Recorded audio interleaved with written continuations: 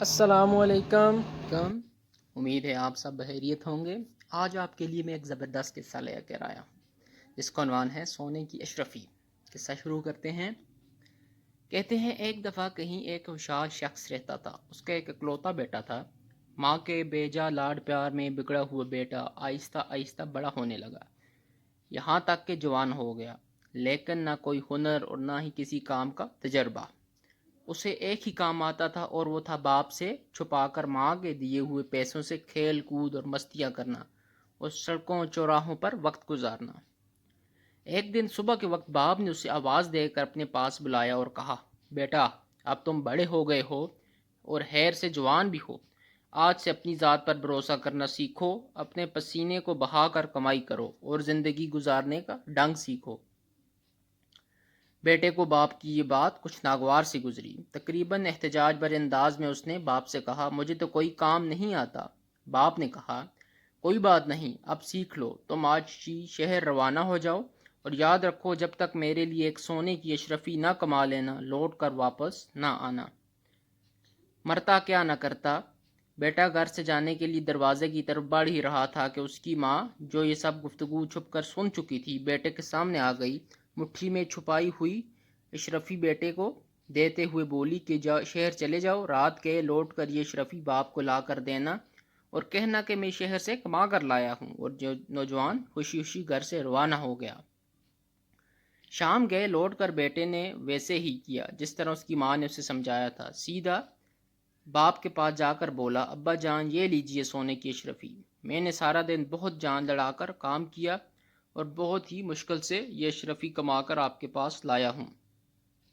باپ نے اشرفی کو لے کر کافی غور سے دیکھا، پھر آتشدان میں جلتی آگ میں جھونکتے ہوئے بیٹے سے کہا، نہیں برخوردار، یہ اشرفی تمہاری محنت کی کمائی نہیں ہے، تم کل سے دوبارہ کام پر جاؤ اور دیکھ لینا جب تک ایک اشرفی کما نہ لینا، لوٹ کر واپس نہ آنا۔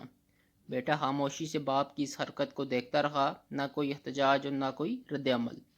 دوسرے دن شہر کو جانے کے لیے گھر سے باہر نکلتے ہوئے دروازے کی اوٹ میں ماں کو پھر منتظر پایا۔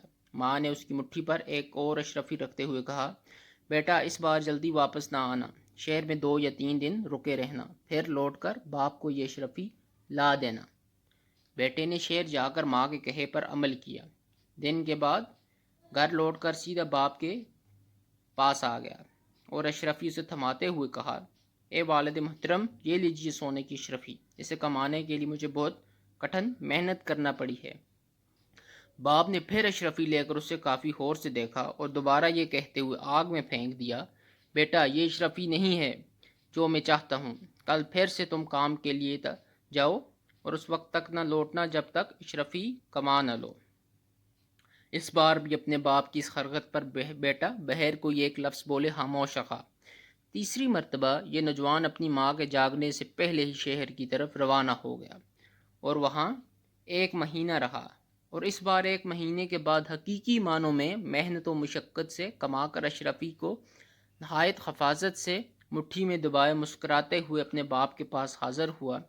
اشرفی باپ کی طرف بڑھاتے ہوئے بولا، اے والد محترم، میں قسم کھا کر کہتا ہوں کہ اس بار یہ اشرفی میرے پسینے کی کمائی ہے، یقین کیجئے اسے کمانے کے لیے مجھے بہت محنت کرنا پڑی ہے۔ سونے کی اشرفی کو ہاتھ میں لے کر باپ کافی غور سے دیکھتا رہا۔ اس سے پہلے کہ اس کا باپ اشرفی کو آگ میں ڈالنے کے لیے ہاتھ بڑھاتا، نوجوان نے آگے بڑھ کر باپ کا ہاتھ تھام لیا اور کہا کہ ابا جان، میں نے اتنی محنت کر کے اس اشرفی کو کمایا ہے اور آپ اسے آگ میں ڈالنے لگے ہیں۔ اس بار باپ ہنس دیا اور بڑھ کر بیٹے کو گلے لگایا اور کہا، بیٹا اب بنے ہو تم جوان، بے شک یہ اشرفی تیری محنت اور پسینے کی کمائی ہے، کیونکہ اسے ضائع ہونا تجھ سے نہیں دیکھا گیا، جبکہ اس سے پہلے میں 2 بار اشرفی آگ میں پھینک چکا ہوں، مگر تجھے کوئی افسوس نہیں ہوا تھا کیونکہ وہ تیری محنت کی کمائی نہیں تھی۔